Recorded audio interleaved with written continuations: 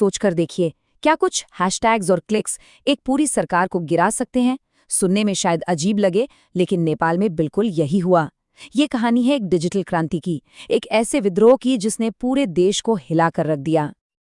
जरा ये मंजर सोचिए, काठमांडू की सड़कें धुएं से भरी हैं और देश की सबसे जरूरी सरकारी इमारतें आग की लपटों में घिरी हुई हैं। हर तरफ बस अफरा तफरी का माहौल है, पूरा केओस। लेकिन सवाल ये उठता है कि आखिर हुआ क्या? हिमालय की गोद में बसा एक शांत देश अचानक इस विद्रोह की आग में कैसे जलने लगा? तो चलिए इस पूरी कहानी की जड़ तक चलते हैं। और ये सिर्फ इमारतों में लगी आग नहीं थी। जो विरोध प्रदर्शन शुरू हुए थे वो धीरे धीरे हिंसा में बदल गए। दर्जनों लोगों ने अपनी जान गंवा दी और ना जाने कितने ही घायल हुए। मतलब ये एक पूरा नेशनल क्राइसिस बन चुका था।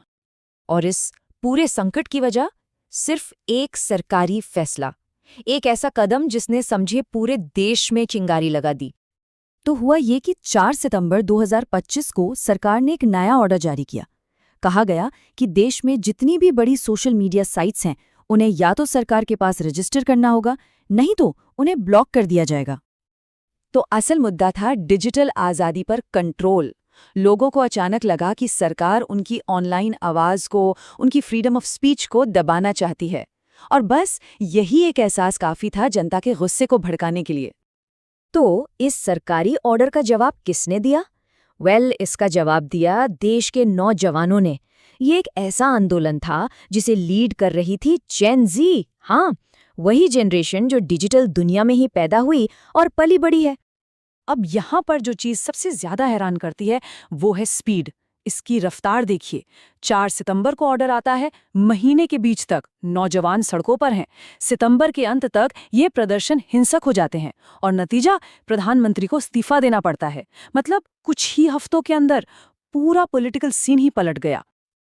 तो साफ है ये कोई मामूली ऑनलाइन ट्रेंड या हैशटैग मूवमेंट नहीं था। इस डिजिटल विद्रोह का असर सीधे सत्ता के गलियारों तक पहुंचा। इतना ताकतवर कि कुछ ही हफ्तों में मौजूदा सरकार ही गिर गई। इस पूरे दबाव का नतीजा बिल्कुल सीधा और साफ था। उस वक्त के प्रधानमंत्री केपी शर्मा ओली, उन्हें झुकना पड़ा। उन्होंने अपने पद से इस्तीफा दे दिया। अब ओली के इस्तीफे के बाद जो पावर वैक्यूम बना, उसे भरने के लिए राष्ट्रपति ने बिल्कुल भी देर नहीं की। उन्होंने तुरंत पूर्व मुख्य न्यायाधीश सुशीला कार्की को देश का अंतरिम प्रधानमंत्री बना दिया। इससे पता चलता है कि बदलाव कितना तेजी से और निर्णायक तरीके से हुआ। लेकिन कहानी यहीं खत्म नहीं होती। प्रधानमंत्री के इस्तीफे के बाद भी इस विद्रोह का असर जारी रहा। इसने देश पर इतने गहरे निशान छोड़े कि नेपाल की राजनीति की दिशा ही बदल गई। तो इसका असर क्या हुआ? देखिए, ये सिर्फ एक इस्तीफे तक नहीं रुका। इसने देश के पूरे संसदीय सिस्टम को हिलाकर रख दिया। जो राजनीतिक दलों के बीच पावर बैलेंस था वो बिगड़ गया। और अब नई अंतरिम सरकार के सामने सबसे बड़ा चैलेंज है देश को स्थिर करना और आगे के चुनावों की तैयारी करना। और एक बात तो पक्की है, उन चुनावों पर इस आंदोलन का असर जरूर दिखेगा। और आखिर में ये पूरी कहानी हमें एक बहुत बड़े सवाल के सामने लाकर खड़ा कर देती है। जो नेपाल में हुआ, क्या वो आने वाले कल की एक झलक है? क्या दुनिया भर में विरोध का तरीका अब यही होने वाला है? शायद। अब सत्ता के खिलाफ असली लड़ाई सड़कों पर कम और स्मार्टफोन की स्क्रीन पर ज्यादा लड़ी जाएगी। सोचने वाली बात है।